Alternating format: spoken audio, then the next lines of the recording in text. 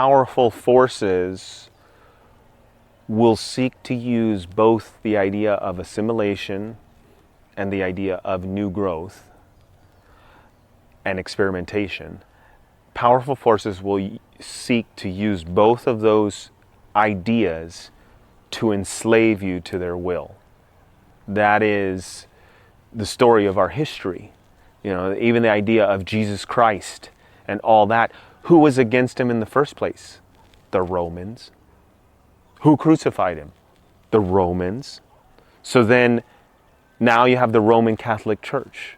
Then they adopted it afterwards. And they didn't adopt it in the purest sense.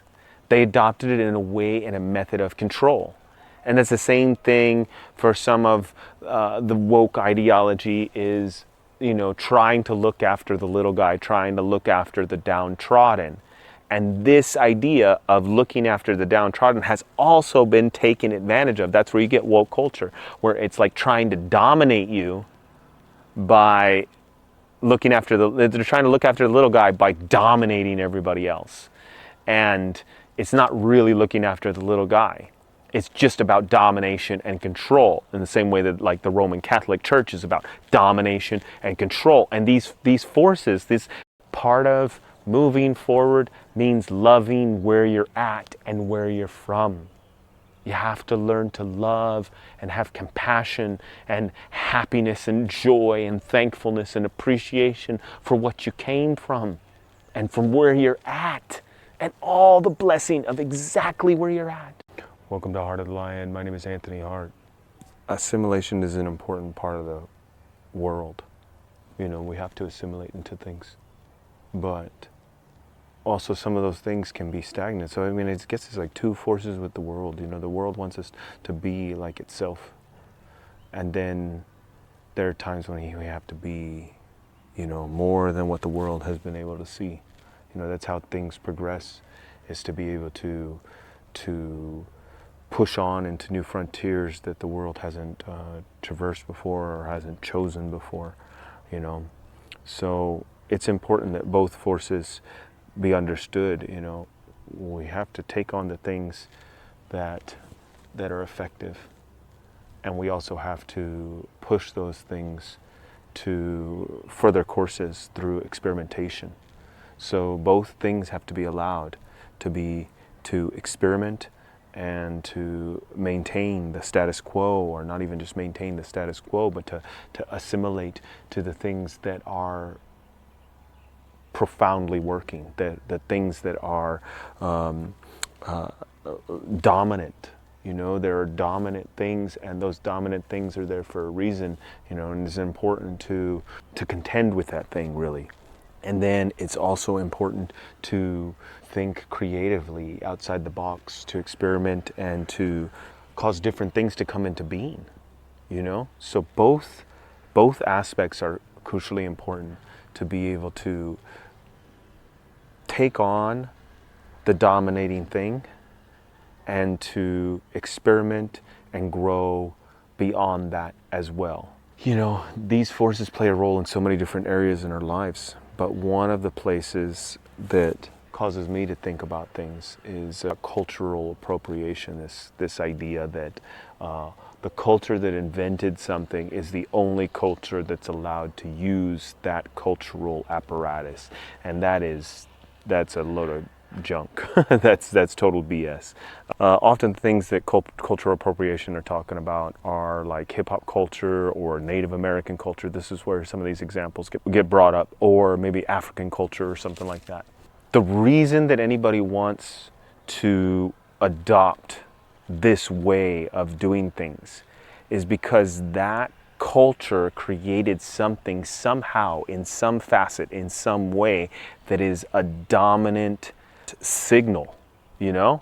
So they're signaling so strong and so dominant that somebody else then, from a different culture, from a different background, wants to adopt it. It's so powerful. Creation itself is a powerful communication tool. It communicates something. This tree communicates something powerfully into the world that cannot be denied. I communicate something powerfully into the world just by existing. You communicate something powerfully into the world by just existing. And our language seeks to be equally powerful and poignant and direct and directing and teaching and expressive. And that is the whole point of creation in itself, is to be that powerful expression into the world. So cultural appropriation is nonsense, because culture seeks to be a powerful, dominant expression. And so the fact that somebody wants to adopt it means that that culture has somehow fulfilled some high level of its goal, to speak and to be heard. And so the fact that that culture even is being taken on by somebody that's not its culture means that that culture has served its purpose. And the idea of cultural appropriation is taking the voice away from that culture, saying, no, you can only speak this if you're from this native tongue, if you're from this native place. And by doing that, you are taking the legs out of that culture. So they're doing the opposite. They think they're sticking up for the culture that is being adopted. They're not sticking up for it. The cultural apparatus is a dominant one, and if it's dominant, it should be adopted. We should use it. And so people are adopting, and I get there's an example where people are directly choosing to make fun of cultures. That's a different thing. How many cultures have been badmouthed since the dawn of human history? Every culture is mocked. Every culture is talked down about. So every culture is subject to that. And if somebody wants to make fun of a culture, that's their prerogative. But this idea that you can only adopt a culture if your genetics are from that place, or you grew up in that place, is ridiculous. We are here to grow. We are here to expand the universe. And so part of that expansion is adopting other things from time to time, and trying on different fields of different cultures and seeing how they fit, and seeing where the places where they don't fit, and then amending them to make it work better for us. That is the prospect of life itself, is to, even this hillside that I'm standing on, these trees are appropriating the nutrients from the ground to make their bodies. That is what the whole universe does. The stars are appropriating gases to make their glow and their shine and their burn. The planet is appropriating the space that it exists and moving about that space. That's what we do in this universe, is take on what's here and make it more and make it greater and expand it. So there is no cultural appropriation. Cultural appropriation is simply the act of taking something and riffing on it, taking something and using it and turning it and twisting it. That is what the whole universe does. That's what we do. We adopt cultures. And so there is no cultural appropriation. And that being said, there are things that are dominant for a reason. The religions that are dominant in the world, the countries that are dominant in the world, the governments that are dominant in the world, they're dominant for a reason. There is a reason for their dominance. They have a superior technology, methodology, ideology that cracks into places that others haven't touched somehow, in some way. Some kind of thing they have is dominant. And that dominant, that power, that tool to be able to go out into the world and carve it as you see it. Whatever that dominance is needs to be studied and understood. And we need to take on some of those attributes if we want to survive. Because if that dominant thing, if oxygen is the dominant molecule here, then how do you expect to live if you can't breathe oxygen? You must learn to breathe oxygen. That doesn't mean don't do anything else. Breathe oxygen and walk. Breathe oxygen and climb. Breathe oxygen and swim.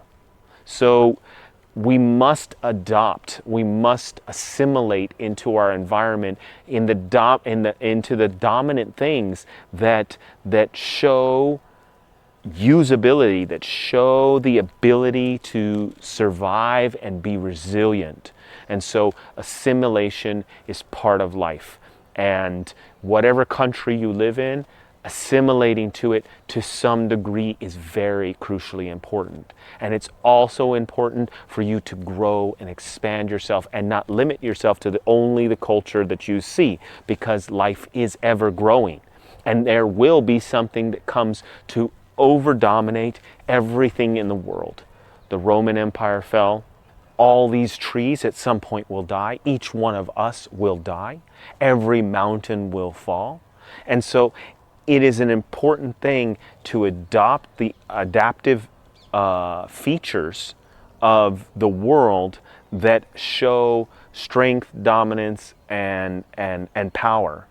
And it is also important to continue adapting to an ever-changing situation. That's what we're here for. We're here to take from the past the things that were good and keep them going forward, and to adapt into a new future. And all these things are important. And I think that some of the tension right now in these times comes from the fact that we're living in such wonderful times that we can afford in some small degree to throw away some of the vestiges of the past that maybe we shouldn't throw away, but we throw them away because things like government are taking care of certain aspects. Like government is taking care of the aspect of the police force and the military and our protection and all these, and maybe even some things like the global economy is taking care of the production of food. And so we're throwing away, we're getting a little overzealous and maybe throwing away a little bit more of some of the older things that we probably shouldn't throw away, because those governments and those economic forces may not always be in power and to the degree and in the shape that they're in right now. And so we may have to assume some of those responsibilities and roles to some degree in the future. And so it's important to not get super hasty with just throwing away. But at the same time, it is important for us because the forces from the past, if you decide to make yourself a slave to them, they will enslave you. Everything in this world wants to dominate. And if you let it dominate you completely, totally, if you let it dominate you in that fashion, you can become a slave to any kind of force. And so it is important to open yourself and to study, to let in ideas of how things can be made better, both for yourself and for the world and for your place and your role with people and the world, for the solutions, maybe even the small solutions of just solving one singular problem, one singular issue. And so if you make yourself open to those things and give yourself the room and the breathability, the freedom, the privacy to study, to learn, to try on, to try out, and then through a process of whittling through all these little aspects, we can find a new aspect to carry us forward, something that's powerful, something that's strong, something that maybe didn't come from our past, something that maybe came from our own experimentation, our own growth. And so it is important to grow the world forward in that way. And both these forces are important: to assimilate to the powerful things that have already been brought forward by our ancestors, by our cultures, by other cultures, and to also to grow the understanding, to grow the universe into new forefronts, into new strategies and ideas and ways of being. And so both things are important. And I think powerful forces will seek to use both the idea of assimilation and the idea of new growth and experimentation.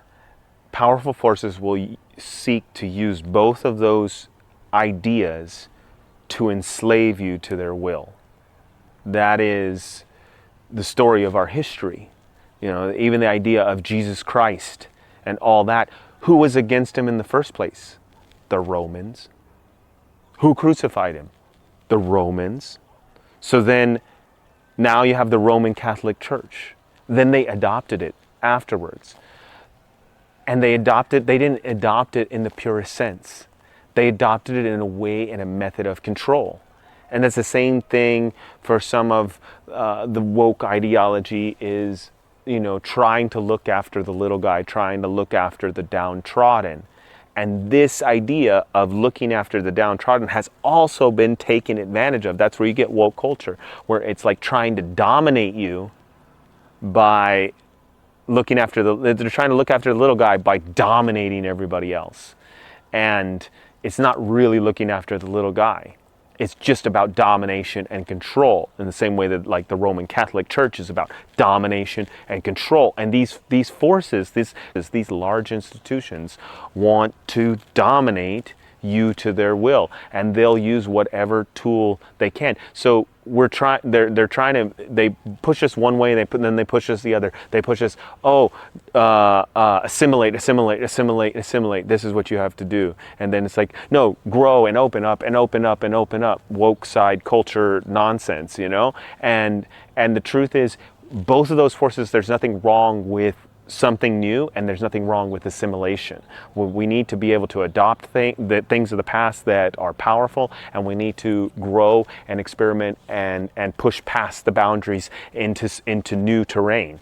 And so both aspects are important. There's nothing wrong with them. They can be out of balance. If you're not assimilating to your community, if you don't care about your community and you don't do anything for them, and you don't care about them, and you don't try to line up with them in any kind of fashion whatsoever, and you're just always trying to be the odd one out and trying to do these experimental things all the time, it could do you some really good in your life to have some assimilation, to start to try and see eye to eye with people around you, especially people that you may depend on at some point in your life. And so for that person, more growing and opening and expanding to new is maybe not the most balancing thing, maybe not the most stable thing. And then you have people on the other side of the spectrum. They're completely assimilated and they can't see out of the box whatsoever, and their life is having challenges, and the answers for them are all outside the box, but they can't get outside the box because they've just become so entrenched in the assimilation to the culture that they're in, that isn't offering them a solution. So we need both forces in our life. We need to be able to assimilate to the greater way that things are going and that people are moving, and we need to be able to grow and expand to new. But we need to be aware that the forces, the large entities in this world want to dominate us with both of these forces, and so don't become a slave to either of these forces. And really what it amounts to is bringing the discernment, which I always get back to in my videos, but bringing the discernment back to you, that your discerning voice, your discerning heart, your discerning intellect, your discerning wisdom, your discerning understanding, your intuition is critically important to activate, to learn, to grow, so that you can make your own decisions for yourself. And it's not the TV or the internet or the institution making the decision for you. You need to be able to distinguish, is this assimilation appropriate right now? Is this assimilation balancing right now? Is this expansion balancing right now and harmonious? Or is it a control mechanism? Is it about something else? And so, I just wanted to speak up. The past is worth saving and bringing forward in some capacity to some degree. Those cultural ideas and understandings and issues were brought forward because of their fortitude, because of their usability, because of their usefulness and their resilience and their beautiful power and dominance that was discovered by our ancestors. And that is crucially important, to bring some of those understandings and ideas forward. And we are not just here to be slaves to our ancestors. We are here to pave a new way forward. And the only way to do that is to try something new, to understand what we have not understood before, to open up and expand beyond the expansion that we've done before. And that creation of that new way thing, that new way forward, that new way of doing things is crucially important. And so we are here for both aspects, and both aspects are important. And it's about a case-by-case situation. The answer isn't always more expansion. And the answer isn't always closing off and settling in. The answer is both, and we have to learn to discern the difference between when it's time to assimilate, when it's time to hunker down and to clean out and to fortify, and when it's time to expand, open the doorway, and explore new terrain and create something new that has never been created before. So I wish you all the best. God bless you guys, in your expansion and your assimilation to your beautiful human tribe around you, your human communities around you. Somebody builds the roads around you. Somebody builds the waterways around you. Somebody sends the electricity to you. The sun is shining down upon you, and the flora and the fauna of the forests and the lands and the deserts around you has been provided. God is here. Our human community is here. Our natural community of trees, animals, plants, streams, rivers, mountains, gorges is here with us. God bless you in that. God bless me in that. Thank you for this beautiful place that we live. Thank you so much for all the blessings of this life. And remember that there is a place for you. There is something new. You are something new into this world. You have the opportunity to push forward, to create your own understandings, your own way of being, your own life, your own precious, precious sanctuary, your own precious, precious life. Use this opportunity, create something beautiful into the world, and see the beauty that came before you, and appreciate it. They say unfortunately it's a little bit true. It's like we don't maybe appreciate our parents until we get a little bit older, and then we start to appreciate, wow, look at all the things they did for me. I was listening to a guy speak on a podcast, and he was saying how when he was a kid, he wanted nothing to do with the way that his father was.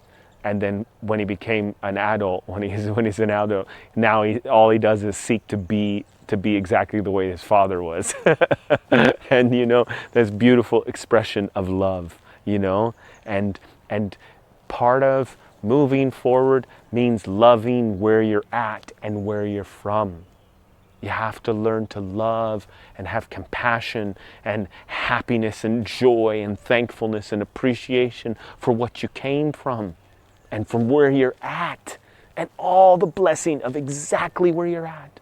And if you can love and appreciate that beauty, then you have the opportunity to move forward in a balanced and harmonious way. Then the creation that you create will be balanced and harmonious. So I urge you towards that way of being. I urge myself towards that way of being, to appreciate all that I am and all that I've come from and all that I have and all the blessings that have happened to me. And in that, making peace with where I'm at.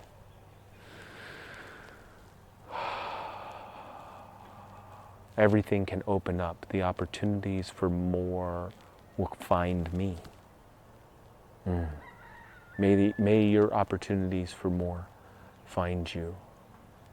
And may the love that is carried on through the generations before you, your ancestors, all your community around you, everything that has risen up to make it such a pinnacle, beautiful, precious point in your life, that place where you live, where the water is, where the trees are, where the earth is, where the sky is, where the sun and the moon and the night and the day and the people and the roads and the vehicles and the houses that we live in and the technology that we have.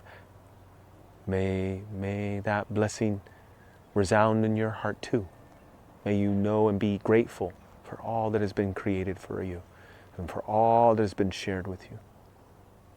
God bless you all. Thanks for tuning in to Heart of the Lion. Thanks for your time today. We'll see you in the next one. See ya.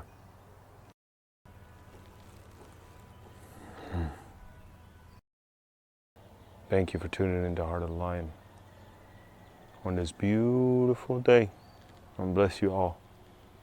Be strong. Be happy. Be blessed. Know that you are blessed.